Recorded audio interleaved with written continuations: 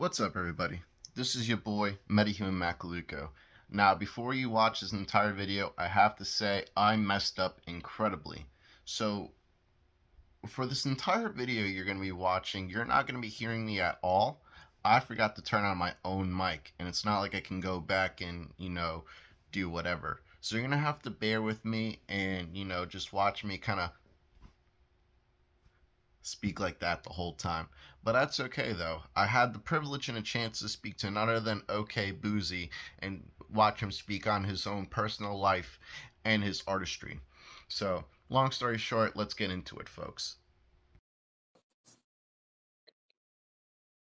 Welcome to Metahuman Macaluco. This is OK Boozy, and you're watching my interview. I brought you a cup of noodles. This guy.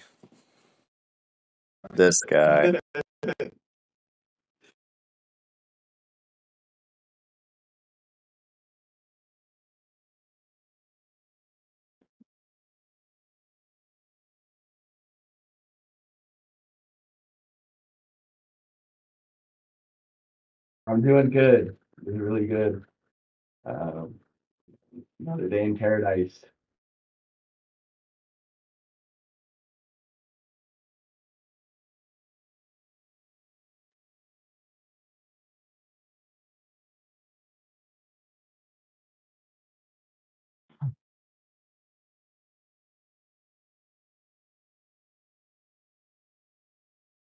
So I got my start in music. I was actually in ninth grade in school suspension, and this kid that I had never met, never talked to before, was working on music on his MacBook, and it just really intrigued me, and I started hanging out. I've done a handful of songs with him. We did a couple projects together. Um, we just hung out every day, probably for like 2 years, just working on music. Unfortunately, all of that music currently is unavailable. I'm trying to get it all back from him. He still has it all on the MacBook hard drive, but the mid 2000s. Um, I don't know. It's an older MacBook, and it don't work very well. So it's been a little bit of a struggle trying to get that back from him. Um, Okay, Boozy comes from my dead brother. When the Boozy Mango Swisher Sweets came out, that's what I would pull up with to smoke every single time. They started calling me Boozy. And the OK just comes from like when I'd be producing with the homies, and they'd be like, "Okay, Boozy, the shit's fire," and I was like, "Yeah." So I had transitioned from when I started off making music, I worked under the name Cataract, CXTX. I gotta write. Yeah. Um, no, what is it? No relation. Like I've got poor eyesight, but I don't have any like chronic vision diseases or anything, or like degenerative eyesight diseases. Um, but I started smoking because my best friend's dad growing up had cataracts, and it was like he's a chill ass guy. I want to get like him, and he's so chill because he was high all the time, and I kind of took inspiration from that and the impact he had on me because he's a musician also. So growing up, I listened to him in the room playing on his bongos and drum sets a lot, and um, just always loved music. And so that was pretty cool to like actually get to be in a household that was very music oriented. Everybody in the house played some sort of instrument. His wife at the time played guitar. His daughter sang. His son, he's a gamer. He isn't a musician, but um, and after cataract, I've actually taken a hiatus for probably a good 3 or 4 years. Maybe not that long because I started 2014. Going into 2015, started making music. Stopped making music probably mid 2016. Um, and then picked it back up under the name Young Nothing, YBNGNBTHING, in 2018 when I moved back to Colorado from Washington State. And I've been working under the same account, the same catalog since then. I've gone through a couple different rebrandings, Young Nothing, Jabun no Kami, which is Japanese for God, like one's own God, essentially, like God of oneself. Um, 'Cause I really like the concept that you are your own master. There are no higher powers. There's nothing after this. You're in control of your own destiny. Everything you do here is all that you do here. And I wanted to be kind of a beacon for people that found my music to take the reins of their own life and not feel like they have to cater to other people or do something that they didn't want to do. Just do what the fuck makes you happy. Do what you want to do in this life, and you'll be okay. You'll find success in whatever you want if you put in the work and you try hard enough. Um, and then that became Little Kami, which is still an alias that I use from time to time. If you listen to Floppy or any music with Little Grungy, he refers to me as Little Kami often. Um, and then eventually I just yeah, Little Grungy. That's the founder of the collective I'm in, Grunge Dungeon. Um, I've known him since I was probably 8 years old, and when I started getting more traction making music, I figured, hey, like he makes music, I make music. I'm gonna reach out to him, see if he wants to do it together.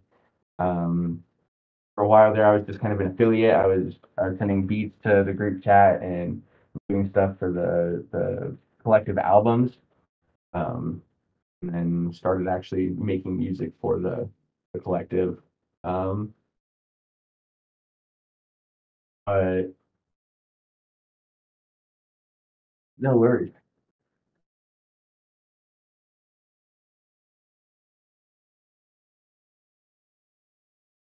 I wouldn't particularly say so. Um, Little fun fact: I've started a couple side projects that never actually went public, but for a moment, like probably 7 8 months, I was making a ton of lo-fi and just like super chill vibe beats under the name Charlie, CHVRLIE. And I used the sound bite from All Dogs Go to Heaven where it's like, Charlie, will I ever see you again? Poor kid. And I had a lot of fun doing that. I still have all those beats. Actually, some of those could be getting used shortly. I sold 3 of them a couple weeks ago, so hopefully I'll have something to show you guys from that time period. Um, and then there's another side project that I'm working on. I don't want to speak too much on that. Do believe no worries. Yeah, no, definitely. I'll drop the name. It's just Remembering Garnet. I want to do like a type of band. Some of my favorite people to work with in music and do something with them and drop a project with them once a month. Really all that's going to be. Just haven't gotten around to doing it. All the people that I want involved are super busy right now, or they got certain issues going on in their life to where they can't currently focus on music the way they'd like to. And I know personally, I'm kind of in the same boat. I'm putting a lot more energy into my music again right now after a 3 month break, and I guess I'd call it like a falsely announced retirement because I had no intention of coming back to music. Um, Having no income and knowing that like hey if I just put the work in again I can make music my income again. um and so that's what I was doing for the last month and a half, was just selling as many beats as I can. I was struggling for a good minute there, um but now that I'm back to work, it's definitely going to slow down a bit. um I haven't I don't think I've had any public releases for a while, nothing major. I have some songs coming up, Blunt After Blunt, feature verse for Sandman 48 coming out shortly, paired with visual. Um, some production credits on music by Kid Carrillo in Texas and Still Dill in Maine, Boston. or somewhere up north, like northeast. Um,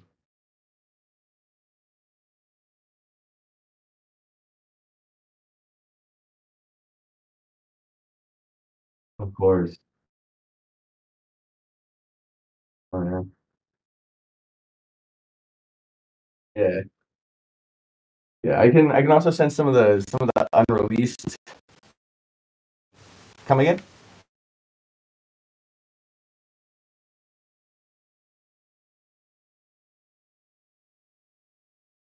Yeah, no, I think that's one of my favorite parts about like the current state of music. Not a huge fan of how industrialized everything is and everything just wants to be a machine, but you get a good group of people on your back and yeah, yeah, no, everything is like it's very cookie cutter. A lot of it's just the same shit after the same shit, and um, I feel like I've been grateful to or like blessed to connect with a lot of people that like they don't really have any set sounds. They do whatever is fun to them, whatever makes them happy. A lot of experimental stuff, and um, just the fact that through our own separate endeavors in the same field, we've all found our way to one place and have a nice little family going. Um, really cool. I think that a really beautiful thing, especially with like Discord, Instagram. Um, Shout out to BandLab because I know a lot of people are moving on there. SoundCloud as a whole. I've met a lot of people through SoundCloud. Um, yeah, no, it's super awesome. It's very. I'm glad to be a part of.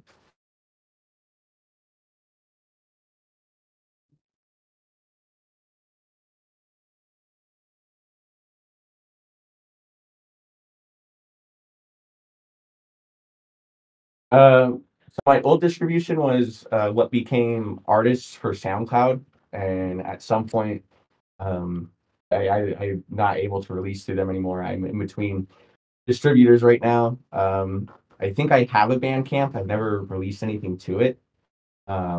Like I've used BeatStars, Track Train. I need to get back on them and start regularly posting there just because I know that's where a lot of my beat sales would come from instead of just trying to market it all myself and hope that these Instagram reels and story posts or generalized text posts make it the right feeds. Um, that's no way to market, and I know I need to do better with that. But yeah, I've used a handful of them, mostly just networking with people on SoundCloud, um, and songs that have like sub 100 plays, and just DMing the person directly, and being like, "Hey man, listen to your music for a minute now. Would love to get something together to with you." And there's like just give it like uh, well, trading like contact information and building a more personalized relationship. But one thing I have noticed, and I do respect it, absolutely, I respect it, is a lot of people unwilling to work with people that they don't personally know or that they didn't reach out to themselves.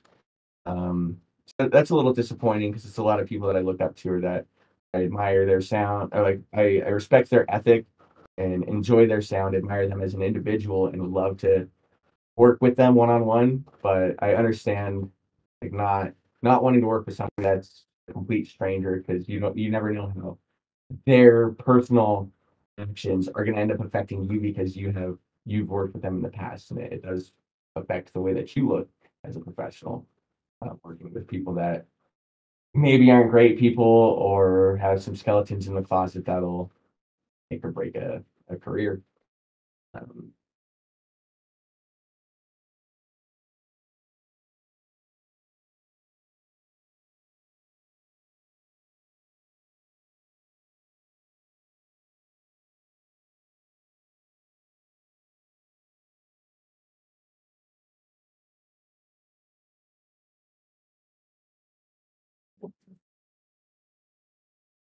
a little bit of both. Um, I'm not sure if I'm allowed to talk about this. I didn't sign an NDA or anything, but for a minute there, I was in contact with Zillikami and Sauce Mula about becoming their new in-house producer and helping them work out a new signature sound. I think that was just after um, like Shinish 13 and the 33rd Black Glass blew up. A childhood friend of mine was actually cellmates with Sauce Mula, and um, I guess they were talking back and forth. He threw my name out there when Sauce had mentioned something about like, yo, Z wants to change the direction of our sound. Like, let me know if you know anybody small that like we can bless and work with and make some magic happen. And so I was in contact with them for a minute, but very glad that that didn't actually end up working out. They never chose to go with any of the sounds that I sent them, and given everything that came out with Zillikami, whether it was false allegations or proven guilty, none of my business. I don't. I'm fearful of working with people that would then have something come out that could affect either of our careers in such a way that we can't pursue this passion anymore. And I wish them to the best in whatever they're doing. I like listening to the music, but I'm big on separating art from the artist. Like me personally, like anything I talk, a lot of things that I talk about in my music is things that I know other people will relate to, but not necessarily things that I've experienced personally. I'm not out in the streets. I'm a good kid, good noodle. I've been in situations. Wow, hold on. I've having echoes of like the Slim Jesus interviews where it's like, man, I don't claim no gang banger stuff. I've never been in that stuff. Like, no, I really haven't. I just think it. Part of it's a big sound right now. It's a big theme in music, and just on the beats that I make, it's just what would fit thematically, and so that's where I go directionally with my lyrics is a more aggressive, violent space, and that really helps for me. Like mentally, it's like a therapy. Being able to release a lot of these tendencies that I know if I act on, I can ruin my entire life, not even just musically, but professionally. Just because I don't think I ever plan on pursuing music full time. I have in the past, and I have wanted to in the past, but I don't think that's something that I'm quite cut out for. I enjoy creating the music. I enjoy being completely submerged in it and having the opportunities to go perform live and be around these people that I might not otherwise have the chance to meet or even talk to, whether it's just virtually or in person. Um, but I'm always going to work a 9 to 5 job. Just helps keep me sane. I don't think I can have that much free time on my hands and not go off the deep end. Um, but and also just like with I know I've got my own history of not being the best person, which is the big thing I'm trying to work on. And I know there's a lot of things that you can't make up for, and in time I may have to reap what I sow. But all I can do is hope that all the work that I've done to just do better for myself and apologies that I've given speak for themselves, and that nothing comes back to haunt me. Um, I don't know why any of it would. I mean, I take accountability for a lot of what I have gone through. There's some things that I can't because there's nobody to reach out to anymore. There are people that are just no longer with us. But situations are still there. They've still happened in the past, and um, people that know about them or were directly involved, but um, not affected, I guess. Um, bring it up, and a lot of people that like they'll see somebody that they don't like reach some level of success, and they'll do whatever they can to take that from them. And I just wish those people the best. I guess I could take this time to like publicly apologize to all of these people. Um, if any of you guys would like to reach out to me personally, all of my information will be in the description, and I would love to talk to you guys one on one and make amends, because that's definitely something I need to do. Still with a lot of people is direct apologies. Mm. No worries.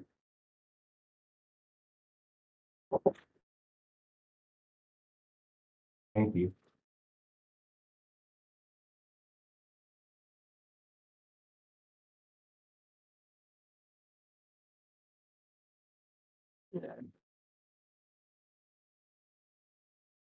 Thank you.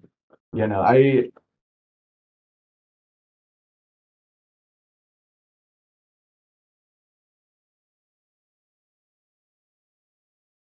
mhm,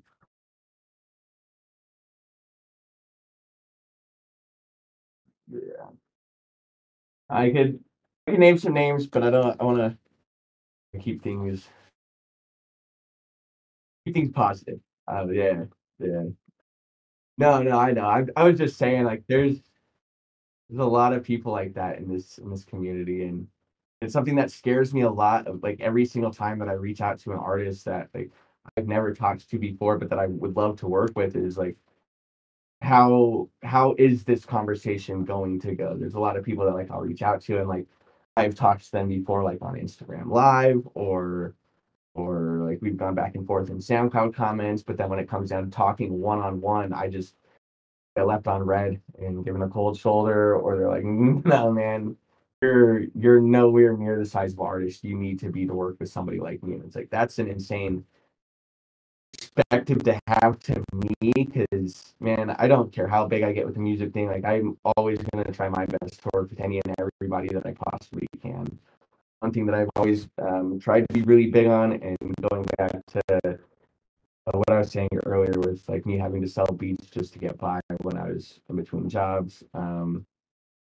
Never wanted to sell music. I never wanted to make money off of my music. There's definitely been times where I had no money coming in, and that was my only option was to monetize my music. Never something I wanted to do. And once I get the ball rolling with work again, it's something I'm going to stop doing. Is telling beats. I'm going to be going back to beats to anybody who asks, anybody who wants them, people that I just want to give them to because I like their sound, whether they contact me or not.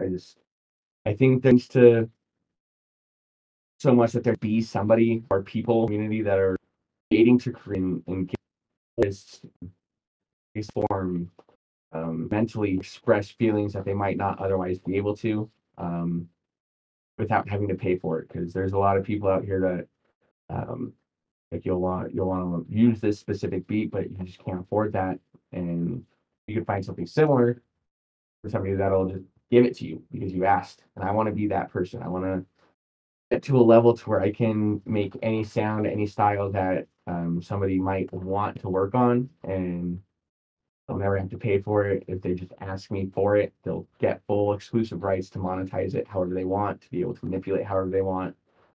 If they want to completely change the beat, um, they're welcome to do that. If they want to buy a beat from me just that it never sees the light of day, they can do that. Or like take a beat from me, like request a beat from me, just never do anything with it, just that nobody else can use it. Like go for it. Like I just want to create. That's all I want to do. I just want to have fun and passion, whether it bears fruit or not. It's something I've always wanted to do since I was a kid. Was make music, and so running into I should say his name Rex. I don't know if his legal name has ever been put out there. I should probably look into what his current professional name is, but I know he's gone by Doctor Deep End, Scary Psychological. He's gone by a couple different names, Son of Slang. I'll send you his information to put in the um, or if you were going to put that in the description, but to look into that on your own, I can give you his um, social medias, um, give more context. Um, but I think him and I meeting in ninth grade was very fated. Like I'm not necessarily big on destiny. I do believe that a lot of things do happen for a reason, but I don't know if it's quite because of fate. I think more so because um, there's just things that, or I guess maybe it could be fate. I just think there's a lot of things that we as individuals have to go through and endure, um, become the person that we need to for the next level. And I kind of get myself a little lost there, rabbit hole.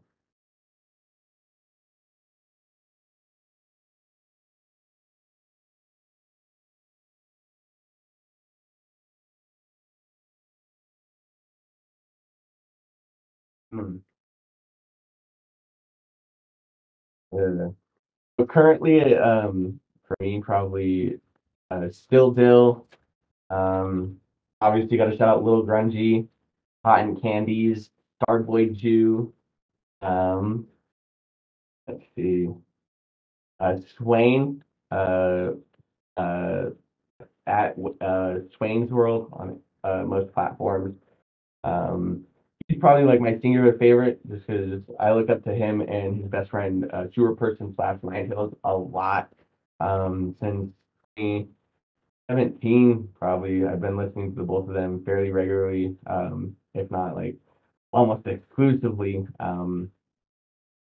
They're definitely two of my bigger inspirations, and to have gotten to work with Swain directly, like that was huge for me, and know that like never had any issues about like, hey man, like the sound you're doing is not what I personally would want to do. I'm gonna have to pass up on your request to work together. Um, I'm looking forward to working with him more in the future. Um, but there's a lot. It's almost more than I can even recollect. But that's definitely like a top five is Swain, Starboy, Grungy, Time Candies, and Still Dill. Also I have to shout out Sandman 48 just because he's a hometown hero. He's got a lot of hate for things that he's done in his past, but he's a good guy, and he's trying. We all make our mistakes. We all that we wish we could go back and undo, but you can't. And um, respect him for all the work that he's done to be a better man. And I'm excited for our songs to come out. Um, like I mentioned earlier, Kid Carrillo down in Texas, um, Niokiz also in Texas. Um, everybody in the grunge dungeon. Um, I don't wanna say the wrong name, but and I feel so bad for not mentioning him sooner because that's literally who got you and I in contact is um, Poppy Trace. Um, I'm gonna have to find the collective name for him because I want to shout out their full collective too. It consists of Lord Dismain, Disfigurement. Um, I'll get the information for that later. Maybe put in a clip of like going back through these modes when I can get it. But I don't want to do it right now. Take away from our time. Um, I mean, I don't know about you, but I'm a little crunch. Having to work like right after the interview, but and there's so many people. I really wish that I could just sit here and name all of them, but I could go on for hours and hours talking about all the great people, loving people that I've met through this. Um, no, I love each and every one of you. But uh,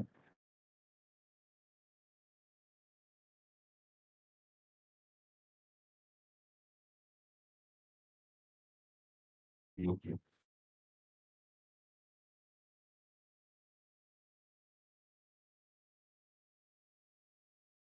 No, no, not that I can think of. Like maybe at most like a few minutes on the phone, talking about like eats that I no, not even that.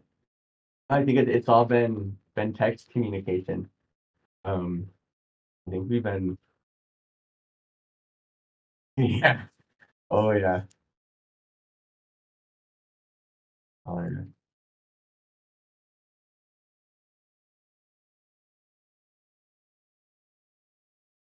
Yeah.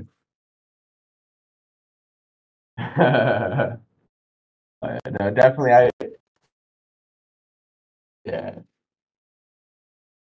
No, you got to. It's a very human thing.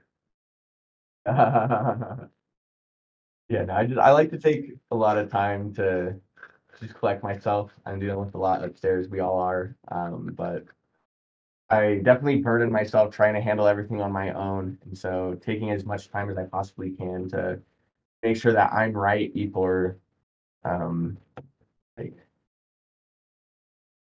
I guess being active online, that's what's more important to me because I've had my fair share of public mental breakdowns on all my social medias where I write everything off and I publicly give up on things. And in the last year, specifically, collectively, the last 4 years, I've been trying to work on that. But I've dedicated a lot more time to actively doing it this last year.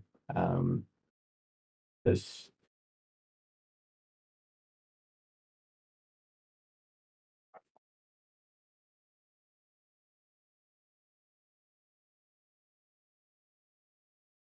yeah,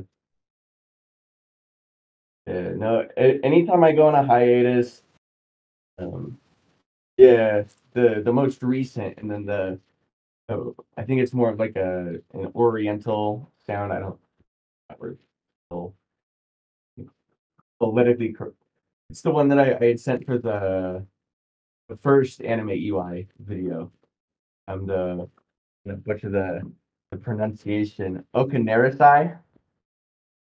Yeah, yeah. And then the cowboy beat that I did for this year's. Um, Still need to. I'm working on, but haven't finished. The next sound that I have for you to use in videos. I'm excited for you to hear that one because it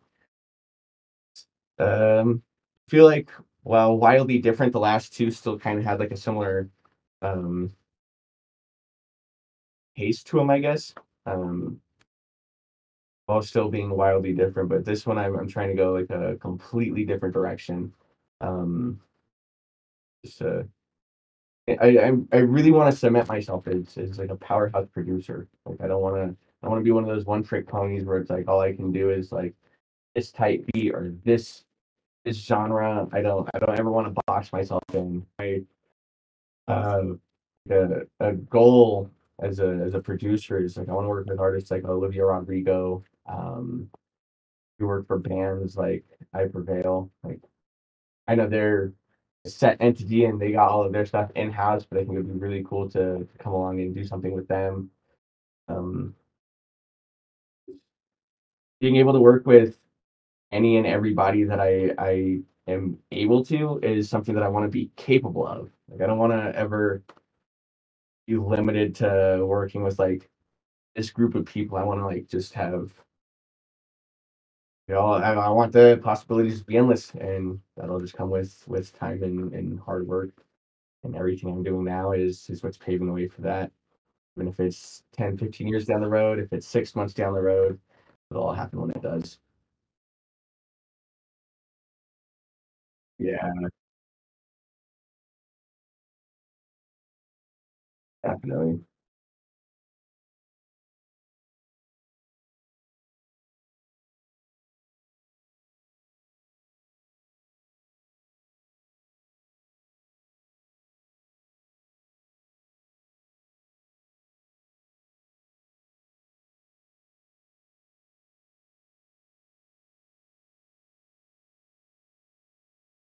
Absolutely. No, definitely. So I've made a couple appearances at live shows that I wasn't on but was involved with. Um, see, um, and I could be wrong here. I'm still like, a lot of details are still being figured out for this show, but February 6th in Denver, actually, I should be making an on-stage appearance performing a couple songs with Little Grungy. Um, uh, um, I have to look into the venue because I think it's should be Your Mom's House in Central Denver or D3 in West Denver. That's the name of the venue. Your Mom's House. Great venue for people.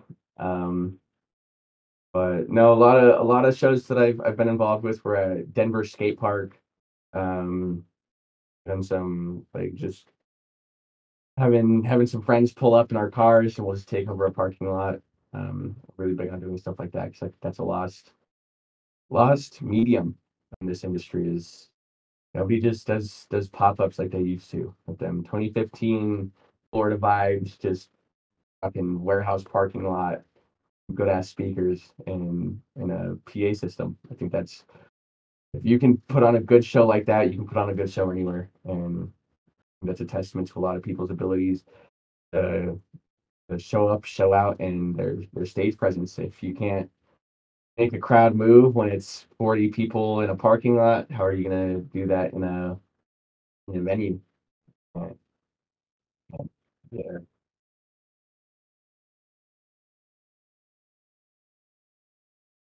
definitely.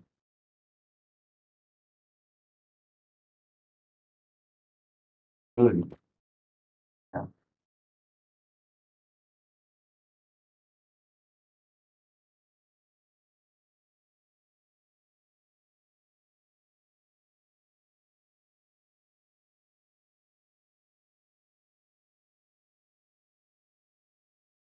Mhm.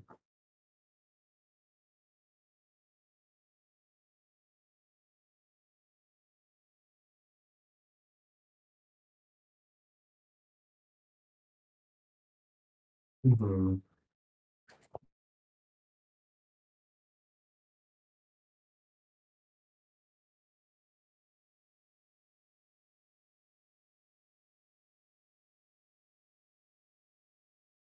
Oh no.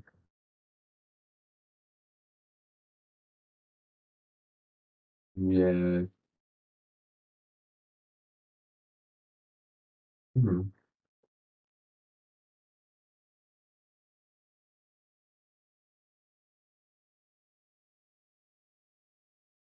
Yeah.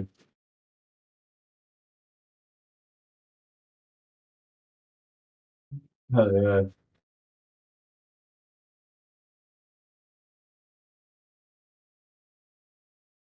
Yeah. Yeah. No, definitely.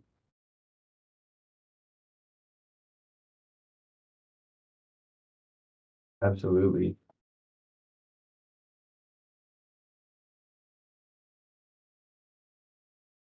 Yeah. No, and I'd love to see it happen in other places, but one video that I back on specifically when I think about like the concept of it is I can't remember exactly like what event it was for. I think it might have been because the concert itself got shut down, but I know X Ski and the members only people they had to move their show outside. There's tons of videos from that show. Um, is performing like unreleased music and some of their bigger hits and just the energy that you can feel through your screen. Like that's what I want to bring to my city. And I urge other artists watching this, if you can, definitely do it. It's going to do a lot for your career, for your friends, for your city, and just those memories for people to come back and look at. Um, the road is it's big. I think it's definitely worth doing.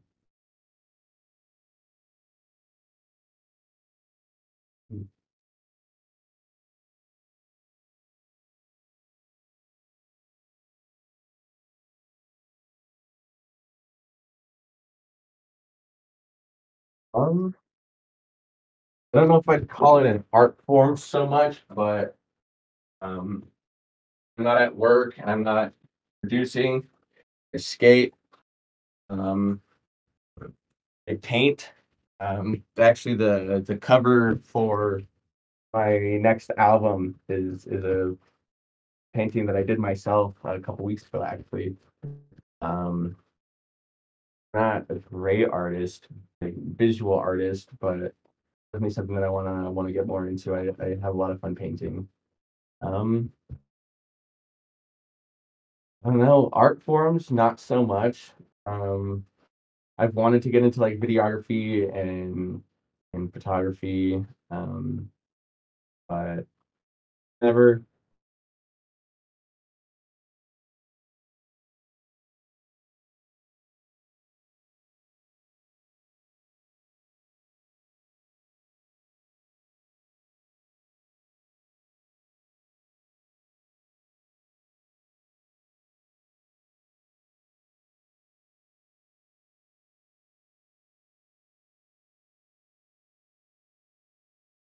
But yeah,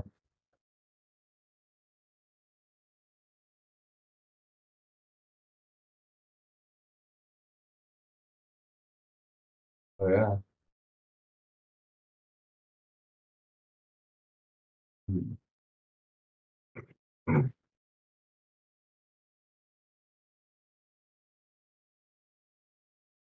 Absolutely.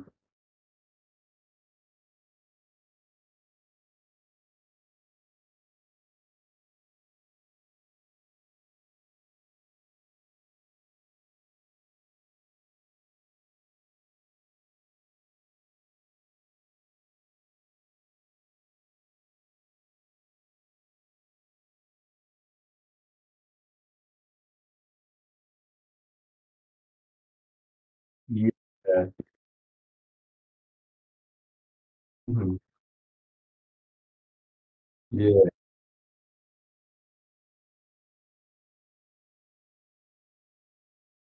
No, absolutely. And in that same vein, I just want to shout out Mentally Rich Media here in Denver. It's a collective of videographers doing a lot for our city. A1, he's also a heavy hitter that was staying in Denver for a while. He's all over the country right now doing huge things. Super proud of all the people that I've known since early on in my career that are making these huge names for themselves. They're like people that I've been looking up to for a long time that are really getting some great traction going on. Iran Steez, Metro Vibin, again, Hey A1. There's again, there's just so many. The videos, your visuals going along with your music is definitely just as important as the music itself. You can have the hardest hitting song, but if your music video isn't hitting the way that it should, um, people aren't gonna want to watch it. People are gonna want to come back and see what you have next. But you have one video that goes crazy with the visuals, and you keep that same energy every time. After that, you're gonna every single time that you drop, you're gonna have more and more eyes just waiting for the next one. You stay consistent with it. That's it's even bigger. I mean, I know for me personally, um, just wanting to remain a semi smaller artist, going back to like knowing that I couldn't really handle that kind of like magnifying glass over my life and not being able to just leave the house and have a normal life. Um, Not something I'm probably really gonna focus on. I'll have visuals out for sure. Um, it's not something I'm going to do consistently. It'll be more so when the artist that I'm working with, or like on a song that I'm featured on, or that I produced for, wants me to make an appearance. That's really going to be um, when I do anything like that. Um, just to like I guess kind of announce it. There are plans for a music video for Chalked Up, Sirens, Blunt After Blunt. Um, let's see. Oh, have you heard the unreleased? Of the Mm. I'll send you the link to that after we get done here. We can actually. I want to get permission before I use this since it's not actually my song. It's just a feature on a beat that I sold to Sandman 48. I want to get his okay for us to use that in the background, and then we got some other unreleased songs that I can get permission for just to have this be kind of like an early preview of those and um, give I don't necessarily want to call them fans because I wouldn't say that I have fans, but um subscribe. My yeah.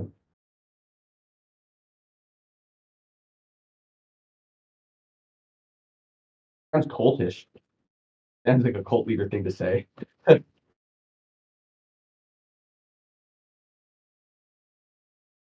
Yeah.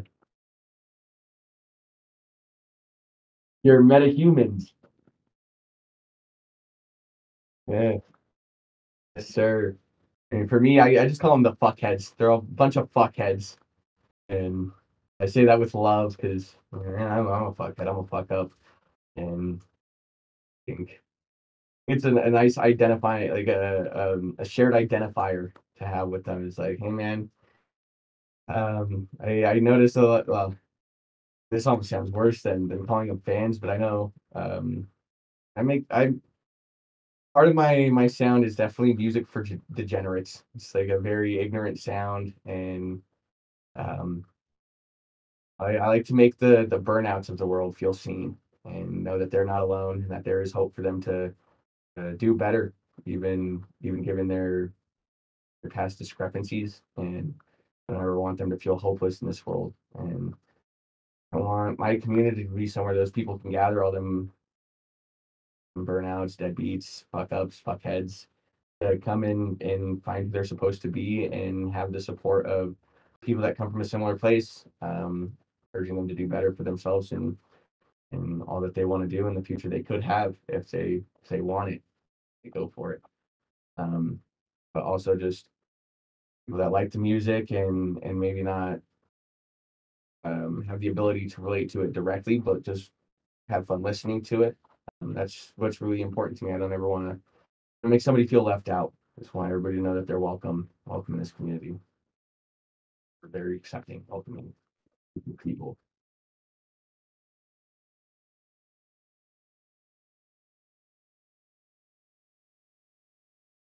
Absolutely.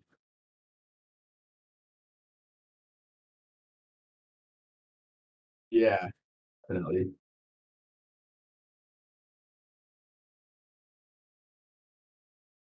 Mhm.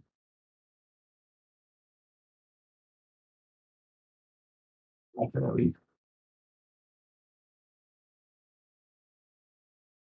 Yeah,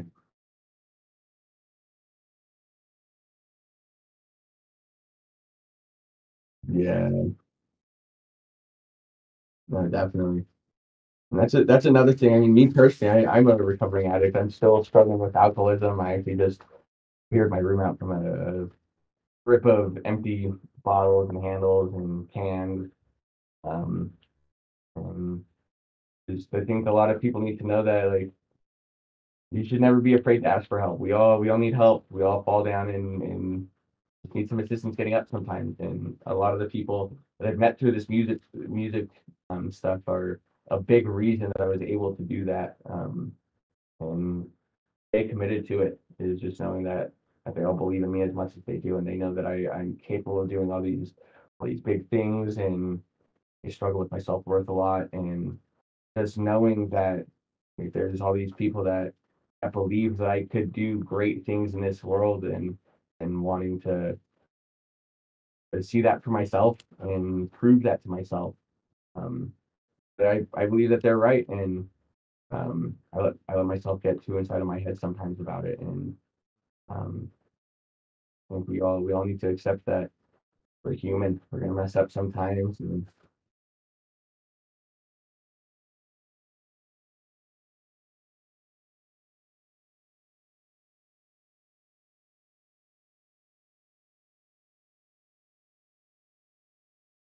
yeah, definitely.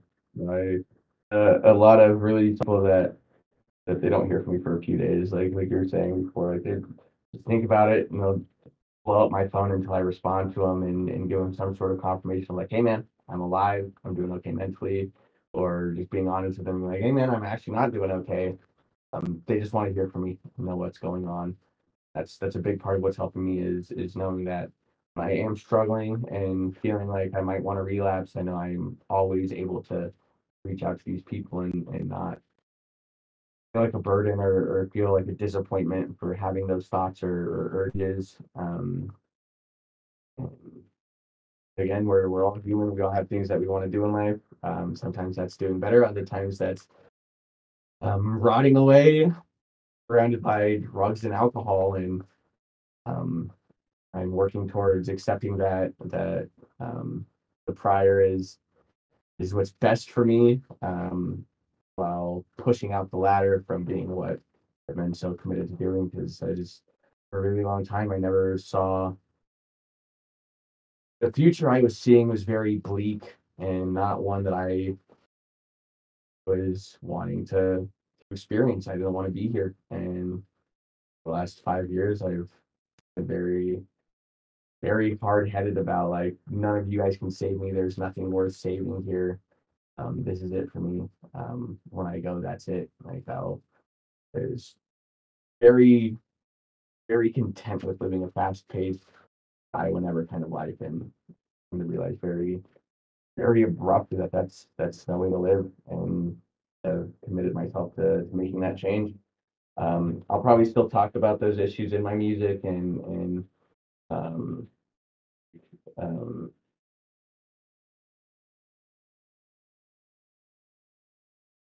mhm.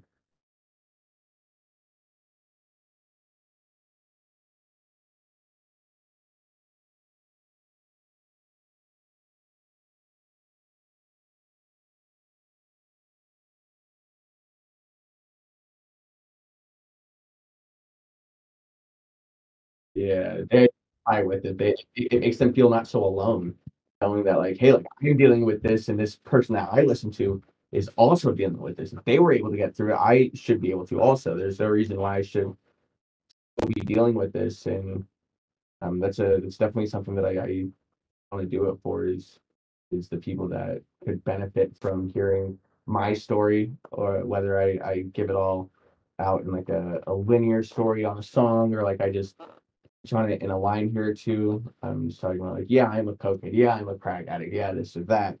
Um, I never want it to be like a personality, or like a defining trait in my music is like, oh, he makes music for drug addicts. Like that's never something that I want to be known for, but it's definitely a big theme just because of how big of a part it's had in my life, and how long I spent in that place, multiple times.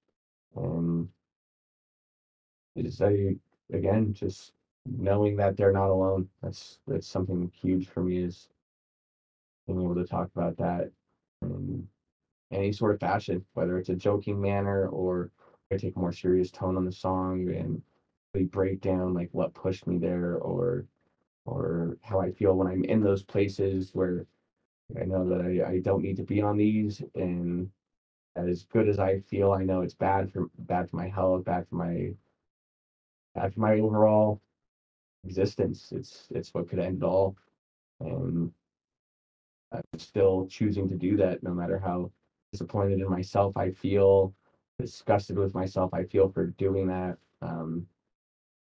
Still an active decision I continue to make, and a lot of people are still dealing with that. It's something that people are always going to deal with. I think um, it can change anybody's life by them hearing what I've gone through, and seeing the growth from where I was at in my active addiction, and music I was making then, as opposed to music that'll come out, and like going on from this point. Um, I'm very excited for that. There is a definite difference. Um, I obsessed about the way my songs would come out sounding, just because I'd spent so much time just locked up in my room, just working on the EQ for 16 hours straight, or writing for 4 months, just because I wanted it to sound this specific way, and now I just want to have fun with it, and obsess so much about the way my vocals are mixed. I just want to have fun, and I'm definitely going to be transferring the engineering over to people that I trust, and know more capable of doing it, because every song that I've ever released I mixed for myself. Um, Unless there was a feature verse on it, a lot of times the featured artist I task them with mixing their own vocals, just because I don't want to be responsible for trying to achieve a sound that I know I'm incapable of providing for this individual, and um, them ending up with a product that they're not happy with. Um, and I've definitely dealt with that, like listening back to some of the songs that I released in Active Addiction. I'm just listening back to it, and it's like, this shit sucks, man. Like, this is not a good song, but I don't want to say I'm never gonna take them down, because I've definitely deleted a lot of songs that um, had been listened to by a lot of people, and that people genuinely did enjoy listening to, whether I did or not. And I took that away from them, and that's something I never want to do again. Because I get in my head about it, I'd sit there and be like, man, this is terrible. Like, why would you ever release something like this? I delete it off of all platforms, and then I go and delete it off my hard drive, delete the files from all of my softwares, and the lyrics for them, just that it can completely be erased. And that's not something I ever want to do to the people that do enjoy listening to me. Because while I might not like that song, it could be this person's favorite song and this person's reason for changing this aspect of their life. And I want to keep those opportunities for everybody with everything that I release.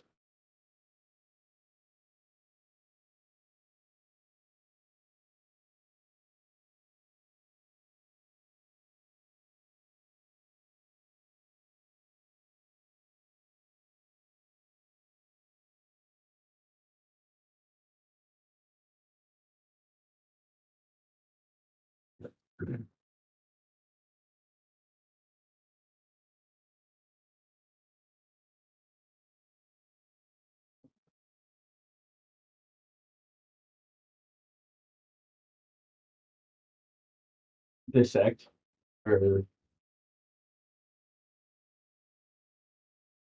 Mhm.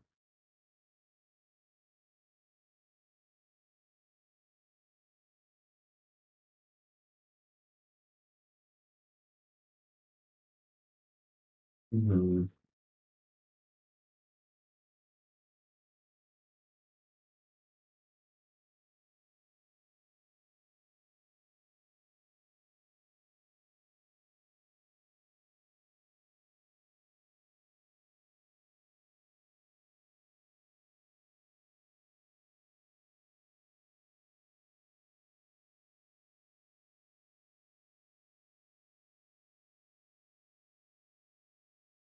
Mhm.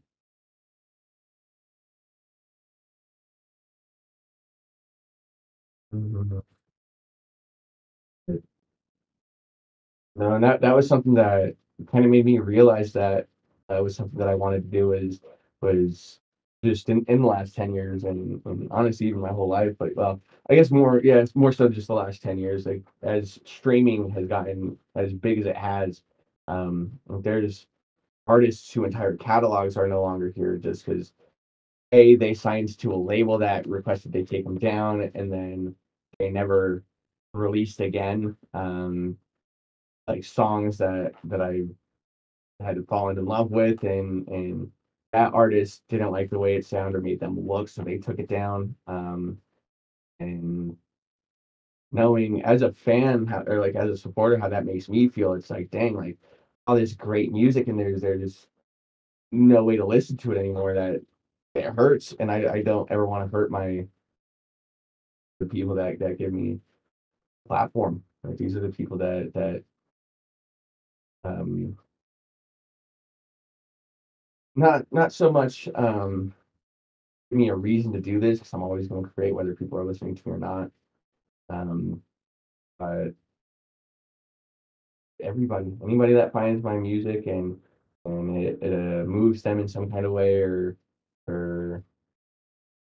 just whatever. Like I don't ever want to hurt anybody that comes across my page and feels like, wow, this guy is really good, or like I really like this song by this guy, and it just really is deeply upsetting that I wasn't able to download it in time or something. Like I don't ever want people to have to like, oh, like let me download this song before he takes it down just in case, because there is going to be no just in case. Like if it's up there, it's up there, and it'll stay up there. You, unless it's like a legal reason that I have to take it down, I don't ever plan on removing any music. Um, Even for my song Sideways, there's two different public versions right now. There's a SoundCloud exclusive, which features the artist Swain that I was talking about earlier, um, and then the distributed release version available on things like Pandora, iHeartRadio, Shazam, and Spotify, and a handful of others. I think I did global distribution for that song. That was a essentially an unfinished version. I had my whole verse finished, but there's two spots open for featured artists that leading up to the release. Like I wasn't able to get back, and I was very antsy about getting it out. It was supposed to be the leading single for um, an album that's currently on hold just because there's a lot of stuff that I want to do with it and a lot of sounds that I want to get right, a lot of um, instrumentals that I have to remake just because I've lost the files for them from putting that storage on my computer. but that I want on the project. And I got tired of waiting. It was such a fun song to make. Or I guess not so much fun. It's kind of a not the most upbeat song lyrically. Um, but it's definitely one of my favorites that I ever made. And so to know that I was just sitting on that and not allowing anybody to hear it, like I wanted to be able to listen to it whenever I wanted, and I wanted other people to be able to do the same. And um, just knowing that I made the beat from ground up, I believe I did sample on it. I sample on most of my music. I sample just because I don't quite have the ear for composing original melodies and stuff like that. I've done it. I've had a couple that I did really enjoy the way they turned out, but um, I get frustrated very easily in doing it, and um, like I'll come and sit down for like a 2 hour production setting, and I'll just be flipping through different modules trying to find the right sound for this melody, and realize that it's not the sound that's the issue, it's the layout of the notes. And I remember, hey man, you're not a composer, you're a beat maker. You're, um, and it's talk just to speak on that community as a whole, the production community, that's frowned upon a lot. And or I guess maybe not so much frowned upon, but it's definitely taboo. And a lot of people see artists like me as less than, just because I can't compose a melody, I can't produce a completely original beat and have it be a hit every single time. Like some people can, or at least whether it's a hit or just like a song worth listening to. Like that's not something that I can be prideful in my ability to do every single time. I'm aware of that, and I accept that. I believe that there is a space in this community, or like in this medium for sample producers. I think, I mean, you look at people like Pharrell, Timbaland, um, Kenny Beats, like a lot of people's favorite producers, Kanye, they fucking sample shit. And for them to be able to sample on their beats, but then I get backlash because I do it on every one of them. It doesn't feel fair to me, and it's a in the words that I want to say, but it's something that I want to stop. Like overall, like I just want to get people to stop looking at it in such a way that it's like, oh man, like you didn't make this melody, like get out of here. You're not gonna give me my time, because it's like there's very, very talented artists out here that they can't make a beat the way that somebody has it like built up in their mind. Like they have to load up a sample and flip it in a way that is unique to them as a person, because no two people are going to flip a beat like a sample the same exact way. And that's that's huge. It's another one of those things. It's like those painters and like sculpture artists that they'll go out and buy a painting from a thrift store and turn it into like a Star Wars battle sequence with lasers shooting out the sides of it and stuff. Like that's how I view it when I take a clip of a song or like a sample that I found online and just really liked the sound of, but then manipulated it to a way that I made it my own. That's a huge thing, and I don't think a lot of people realize how much does go into that, even if it's just like pitching it down, chopping it up a handful of times, and changing the structuring of it. That's still you still in some way made that your own, and people just don't respect that in a way that I feel like they should. And that could be a biased opinion, just because I know those perspectives, they affect me, um, whether it be personally or professionally and creatively. I wish more people um, were open to sample beats. There's some great beats out there that use samples, whether it's a free sample from a platform like Tracklib or Reaperman, or they found it in like a drum kit. Um, they these people, they make these sounds for a reason. They publish them as a sample for a reason. They want somebody to use this and make it their own. And why wouldn't I take advantage of the fact that that's so readily available. Especially considering it kind of goes hand in hand with me not really being able to do that for myself as much as I would like to.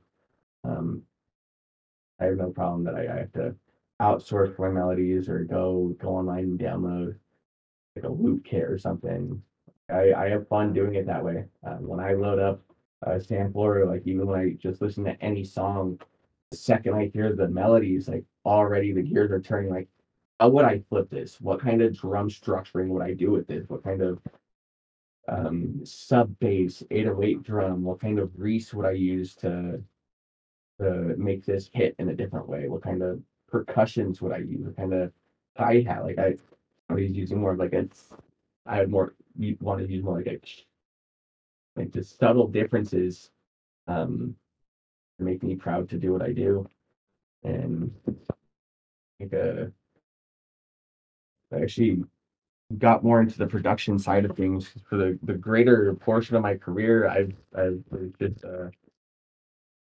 just a young kid that wanted to be a rapper, and then became more so just like, man, I just have a lot of fun doing this and watching people like Kenny Beats, Cody with an X, CXOD or CXDY, um, Kyle Beats, just a lot of the YouTube producers, watching them in my free time and being like, hey man, like they make this shit look so fucking easy. I'm sure I could do that. And here we are, like 5 6 years later, I'm still doing it and having more fun than the day.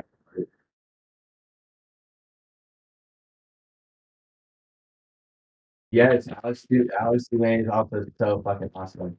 Um, Kenny Beats beat battles every Monday. His submissions are always some of my favorites, man. He does some great work. And I actually myself I need to watch his solo videos a lot more often. I know I've watched a handful of them, but just every time I'm watching a Kenny Beats battle on my days off, and I hear his name get thrown out, and it's like, all right, this next submission comes from Alex. It's like, I already know this is gonna be just an absolute banger. He's insane. Um, a lot of people in the YouTube production community, and I've got to give a lot of them props because most of, if not all of my beats that weren't self-produced came from YouTube. Um, I know at the beginning of my career, I used a lot of like Max O'Coolin, Lester with Ledzter, um, Polo Boy 80, Polo, Polo Boy 88, Polo Boy 81, something like that. Long Boy style. Um, there's so many great folks in that community, and um, I wish I was more involved with that, but I never. I think I never wanted to be called. Was a YouTube producer, like a type beat producer. Um, I've seen a lot of like very promising careers get snuffed because they were labeled as such, and it kind of killed their passion for it to an extent. And I would try as hard as I could to uh, set myself as anything but that. Like if anything, I'm definitely more of a bedroom producer. I mean, the family comes out of this corner of my life. Um, at one point, I had FL Studio on my iPhone, and I'd be on my lunch breaks working at McDonald's, working on stuff. And um, actually, one of the songs that I'm going to send you to use in the background, or a handful of them, are going to be songs that were made entirely just broken up between like 10-minute breaks, 30-minute lunch breaks, working at McDonald's, working for like Chipotle, different places that I've been at. But was always bringing it with me. 'Cause, again, no matter whether I keep working 9 to 5 or not, like music is always going to be something that I'm going to do on the side, just because something I have fun doing. It's not something that I think I can make a living off of, but as long as I'm having fun doing it, I'm going to keep doing it. And um, just to go back and listen to those and knowing what kind of equipment that I was working with at that time compared to now, and they're arguably better than some of the work that I'm putting on now. It's like just mind boggling to me. It's like one of those things that kind of showed me that I was even able to do that. Yeah, it's like you don't need this like $500,000 studio setup that you built from scratch. You can really make a hit off of your fucking phone, and it's a really cool thing about the music industry big and going back to like BandLab and stuff like that, like GarageBand, like you don't need crazy equipment to do stuff like and I don't want if he hears this, I don't want him to take this as a jab, but Still Dill, actually got a handful of songs that we're trying to get done, but he's got a broken mixing interface right now, and so he can't record. And I just keep wanting to tell him like, man, grab you some of these and get in that booth. But I respect his craft. He's got a certain way that he wants vocals to come out, and I don't want to put any pressure on him to release music that he's not proud of after the fact. Like I want him to be happy with what I'm happy with. And end of the day, I have no problem waiting for the best quality work to come out. That's something that I've grown to accept or like a perspective to bear as an artist. When I was in the past, like if I liked the way something sounded in that moment, immediately would get uploaded and I keep moving. Like songs like I Think We Did It and Sludge demo.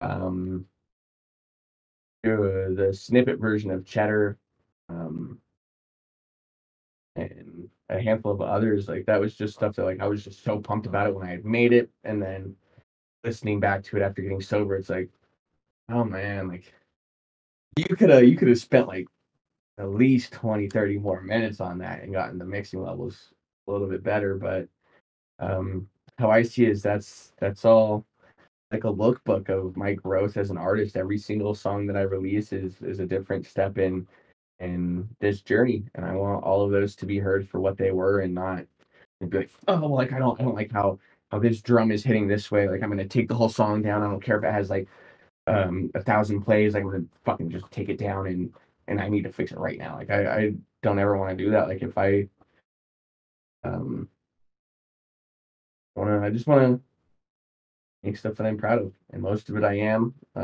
Mostly just because, again, it's displays where I've come from and how I've grown and the evolution as an artist. I think that's very important. I understand why other artists would delete a song that they didn't really think fit their aesthetic or the way they present the stuff and aesthetic. But like I understand why somebody would want to do that, but um, as a fellow artist and person who enjoys listening to their music, it always upset me. 'Cause it's like, dang man, can I get that song still there? And they're like, no man, nobody's ever gonna hear that song again, and that just sucks. Um, and so I want to not even just as a way to stand out, but just for my own sake. Like I don't ever want to delete another song and be like, damn man, I really wish that I hadn't done that because I can't go back and undo it now. Just lost. And as much as big as that is for growing artists is like lost media stuff, like even the ongoing search for all of um X's deleted music and like own snippets that were never written. Same with Juice World, like the leaks and stuff. Like I think that's a huge deciding factor for artists is like how big of a hunt are people going to go on for your leaked and unreleased music, for your deleted songs just lost to time. Um, and I want to be able to have a good catalog that just has all of that from start to finish. That's why I'm trying so hard to get a lot of the first songs that I made, like Alone and what was it? Um, Lacerated Love. Those are my first two songs ever. Um, I just really want to get those back. Like I don't want that to have to be something that people like theorize about or like post all these videos of like beat reimagination or something. Yeah, as cool as I think that would be, to sit there and watch people like beat themselves up and like drive themselves crazy or like, oh my god, like I know he had this song, I just need to find it. And it's like, hey man, I see the effort you're doing. here. Like I have it for you. It's right here. Like, I wanna always be able to have a page that like if somebody has a song that they wanted to listen to and can't anymore, they never have to worry about that because it's always there. It's always up. Um, and unfortunately, like there are going to be instances like that. There's a good couple dozen songs that I just really loved, whether it was my own song that I deleted or an artist that I used to work with that I now no longer have any sort of personal or business relationship with, just due to differences of opinions or whatever. Um, and a lot of the artists that cut me off were like really simple shit, like the way I read text message, and they're like, "Oh, well, I don't want to do the collaborative album anymore. You know, fuck you." And it's like, damn, all right, man. Like that's cool. Take care. Good luck with whatever you do for the rest. Like I'll still support them. I'm still gonna listen to their music, even if it's like there's a little bit of a different thought in my head, or it's like, damn, I think about like what could have been. Um, but no need to dwell on the past. Things happen for a reason, and a lot of those instances pushed me towards just doing better and mm, like moving differently, more professionally. I accept that for a long time. Like I thought it was just like a bunch of us having fun making music and not realizing like wow, like these people are being very professional about this. I need to do the same. Even if it's not something that I want to do as a career, it's still something that I'm always planning on doing. And a big part of that, like you were saying earlier, is the networking and then professionality and the way you appear in public. Like I have to stay conscious of that, whether I'm like, the biggest musician or most unheard of guy ever. Like I know I need to move a certain way, or there is no future for me in music.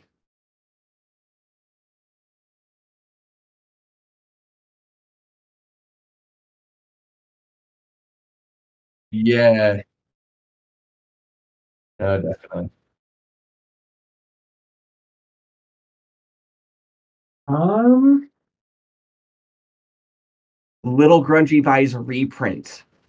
Um, Little Grungy Vibes reprints.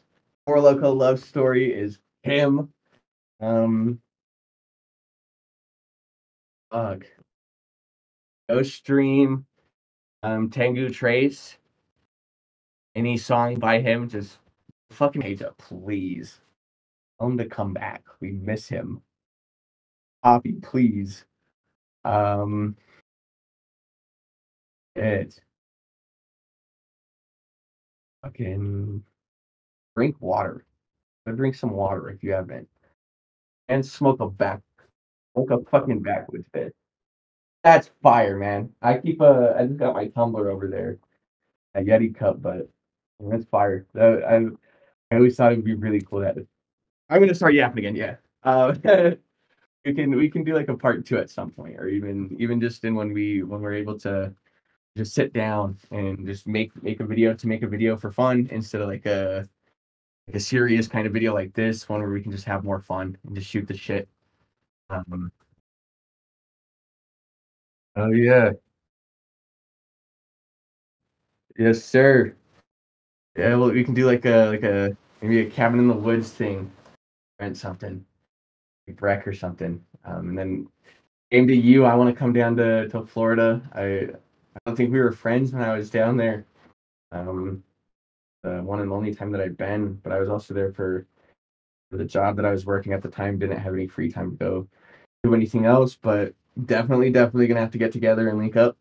Um, we'll talk in private about some cool fun stuff. I got a lot of just over the last hour. I got a lot of ideas for stuff that we could do together, for both of our respective fan bases and in the overlap.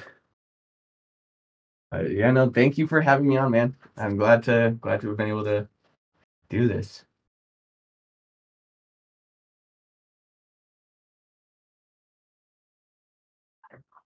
Yeah,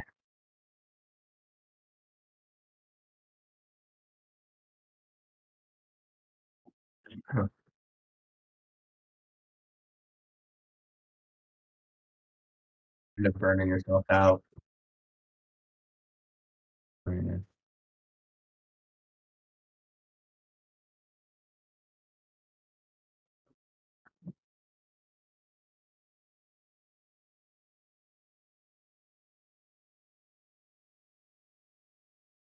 Yes, sir.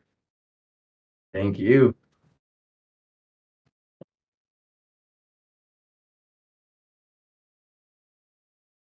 Always. Sweet. Of course. Oh, yeah.